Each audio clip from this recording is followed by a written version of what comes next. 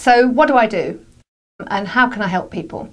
Well, I like to look beyond the facade of somebody. I like to see what's really going on that they maybe don't want to face or even acknowledge, but if they were to have it drawn to their attention, maybe their life would be easier. So I'm not talking about criticising people, it's not about that at all. It's about helping people discover their hidden gems. So let's give you an example. I have a lady came to see me for a one-to-one healing session on the healing couch, and while I was working on her, one of the things I'm doing is looking for ideas or thoughts that come into my mind, and unfortunately I don't always get the chance to censor what I'm seeing and thinking, which can be a problem occasionally. But on this particular example, I saw this lady riding into battle. She was in full armour, she was a woman, and she was leading a whole army into battle, and she was very, very fearless. And after the session, I told her about it.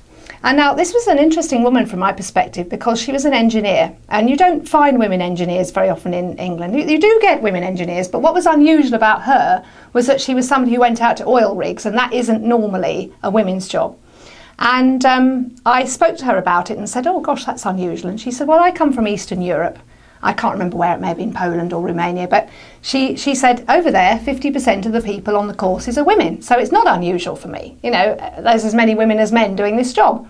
So I got the impression from that interchange of conversation that she was probably quite a masculine woman, as in she would be someone who had her own status and her own authority, and that she wouldn't be surprised about the vision that I'd seen of her leading this army.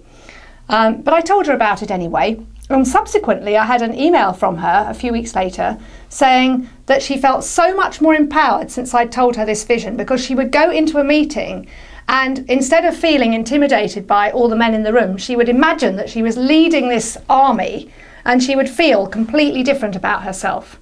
Now that to me was a shock, because I thought she was the sort of person who would have been like that anyway.